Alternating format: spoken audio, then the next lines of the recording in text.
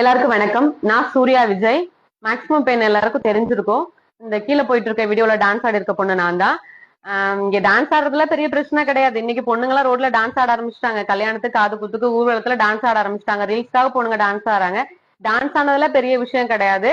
என் அண்ணனுக்காக நான் டான்ஸ் ஆனதுதான் உங்களுக்கு பெரிய பிரச்சனை. அதையும் தாண்டி திருவாரூர் பொண்ணு திருவாரூர்லயே அவருக்காக டான்ஸ் ஆனது இன்னும் பெரிய பிரச்சனை. எனக்கு புரியுது.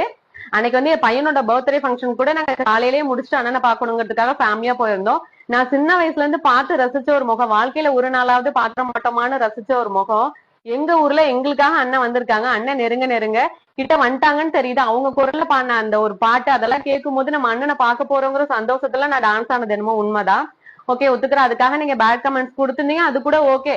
நான் டான்ஸ் பண்ண எனக்கு எப்படி பிடிச்சு நான் பண்ணணும், அது மாதிரி உங்க பார்வைக்கு அது தப்பா தெரிஞ்சிச்சு, சோ நீங்க பேட் கமெண்ட்ஸ் கொடுத்தீங்க, அது வரைக்கும் கூட ஓகே. ஆனா நான் இன்னைக்கு ஒரு வீடியோ பாத்தேங்க. ட்ரோல் பண்ணி போட்டிருந்தீங்க. நீங்க ட்ரோல் பண்ணி போட்டதெல்லாம் கூட பெரிய மேட்டர் கிடையாது. ஆனா அதுல ஒரு ஹெட்லைன் போட்டிருந்தீங்க பாருங்க. மாவட்ட மகளிர் அணி செயலாளர் யாரு? நானாங்க. நான் ஒரு ரசிகை அண்ணனுக்கு இது வரைக்கும்.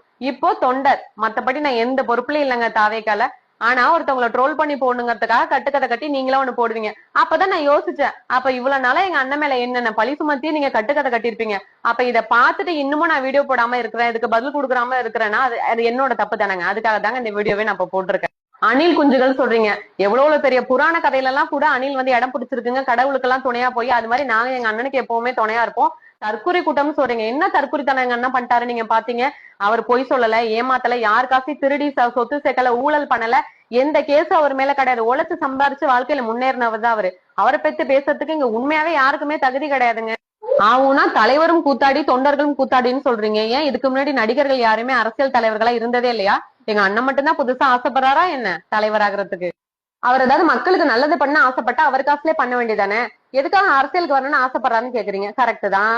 அவர் காசுலயே மக்களுக்கு நல்லது பண்ணிக்கிட்டு தான் இருக்காரு. இன்னும் அவர் ஆசைப்பட்ட எல்லாத்தையும் பண்ணணும்னு அவர் நினைக்கும் போது அவருக்கு கண்டிப்பா ஒரு பவர் தேவைங்க.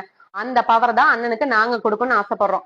கண்டிப்பா இந்த வீடியோ நீங்க பாத்துட்டு பேட் கமெண்ட்ஸ் பண்ணதான் செய்வீங்க. பட் அதை பத்தி நான் கவலைப்படல. நீங்க தாராளமா பண்ணுங்க. நீங்களா ஜெயிக்க மாட்டீங்க, உங்களால வரவே முடியாது, நீங்க தான் சொல்றீங்க. அப்ப ஜெயிக்காத ஒருத்தவங்களை பார்த்து நீங்க எதுக்குங்க பயப்படுறீங்க? நாங்க ஏதாவது பண்ணிட்டா எதுக்கு நீங்க வாயில வயிற்றுல கிடந்து அடிச்சுக்கிறீங்க? எங்க அண்ணன் வந்துருவாருங்கிற பயத்துலதான் நீங்க அடிச்சுக்கிறீங்க. ஒண்ணு மட்டும் நிச்சயங்க, நீங்க பேசி பேசிதான் அவங்களோட தொண்டர்களையும் அண்ணனையும் வளர்த்து விட்டுட்டே இருக்கிறீங்க. இன்னமும் வளர்த்து விட போறீங்க. இப்ப சொல்ற நோட் பண்ணிக்கோங்க, 2026ல எங்க அண்ணன் தான் சிஎம். அவங்களுக்கு கோடான கோடி அண்ணன், தம்பி, அக்கா, தங்கச்சி, அம்மா, அப்பான்னு இவ்வளவு சொந்த பந்தங்கள் இருக்கு. நாங்க எல்லாரும் சேர்ந்து எங்க அண்ணனை சிஎம் சீட்ல உட்கார வைப்போம். இது 2026ல நடக்கும். கண்டிப்பா நடக்கும், நிச்சயமா நடக்கும். ரொம்ப நன்றி.